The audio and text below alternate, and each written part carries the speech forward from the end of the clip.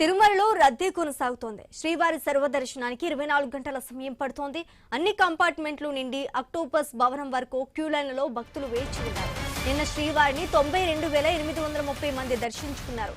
48,987 మంది తలనీలాలు సమర్పించినట్టుగా తెలుస్తోంది. నిన్న శ్రీవారి హుండీ ఆదాయం 3.60 కోట్లు వచ్చిందని టీటీడీ తెలిపింది. ఇక ఇదే అంశానికి సంబంధించి మరింత సమాచారం మా ప్రతినిధి గోపినాథ్ అందిస్తారు. గోపినాథ్, మొత్తం మీద గత నెల రోజుల నుంచి కూడా తిరుమలకి సంబంధించి భక్తులు విపరీతంగా తరలి వస్తున్నారు. వేసవి సెలవులు కంప్లీట్ అయిపోయి ఇప్పటికే స్కూల్స్ అన్ని కూడా ప్రారంభమైనప్పటికీ కూడా రద్దీ మాత్రం ఏమాత్రం తగ్గడం లేదు. ప్రధానంగా ఈ 2 రోజుల నుంచి శని ఆదివారాలు కావడంతోనే ఇంత పెద్ద ఎత్తున భక్తుల రద్దీ తరలి వస్తున్నట్లు కూడా టీటీడీ అధికారులు గుర్తించడం జరిగింది. స్వామివారి దర్శనానికి 20 నుంచి 25 గంటల సమయం పడతా ఉంది. నిన్న కూడా అంటే శనివారం నిన్న స్వామివారిని దాదాపుగా 90,000 మంది పైగా కూడా స్వామిని దర్శనం చేసుకోవడం జరిగింది.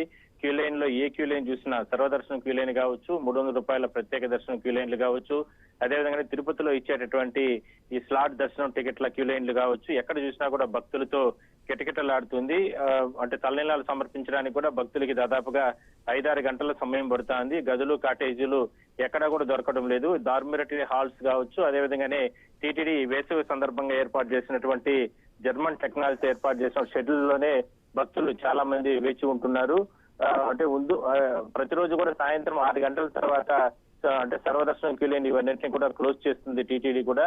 అంటే విపరీతమైన రద్దీ వస్తున్న కారణంగానే ఆలయం వెనుక ప్రాంతంలో ఉన్నటువంటి 31 కంపార్ట్మెంట్లు కూడా నిండిపోయి దాదాపుగా 2-3 కిలోమీటర్ల వరకు కూడా భక్తులు క్యూ లైన్ లో వేచి ఉంటున్నారు. అందువల్లనే ఈ రకమైనటువంటి చర్యలు టీటీడీ కూడా తీసుకోవడం జరిగింది. ముఖ్యంగా టీటీడీ అధికారులు చెప్తున్నారు, చిన్నపిల్లల్ని ఇట్లా మహిళలు ఇట్లా వయోవృద్ధులు ఇట్లా వాళ్ళు చాలా జాగ్రత్తగా ఉండాల్సిన అవసరం అయితే ఉంది. క్యూ లైన్ లో వెళ్లిన సందర్భంలో తోపులాట్లకి తొక్కులాట్లకి లేకుండా చాలా జాగ్రత్తలు తీసుకుని ముందుకెళ్లాలంటూ కూడా టీటీడీ అధికారులు కూడా విజ్ఞప్తి చేయడం జరిగింది. సో ఈ రద్దీ మాత్రం ఇవాళ రేపు ఈ 2-3 రోజులు కూడా కొనసాగుతుంది.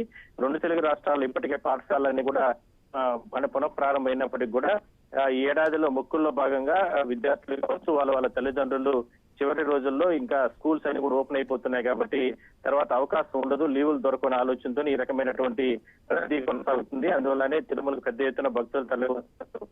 విఐపి ప్రోటోకాల్ దర్శనాలకు సంబంధించి కూడా కేవలం ప్రోటోకాల్ పరిధిలో ఉన్న వారికి మాత్రమే అవకాశం కల్పిస్తున్నారు. ఈ సిఫారసు లేఖలన్నింటినీ కూడా ఇంకొక వారం రోజుల పాటు కూడా రద్దు చేయడం జరిగింది. మొత్తం మీద ఇవాళ రేపు ఈ 2-3 రోజులు మాత్రం ఇలాంటి రద్దీనే కొనసాగుతుంది. దాని తర్వాత మాత్రం కాస్త తగ్గే అవకాశం అయితే ఉంది. Right, thank you Gopinath.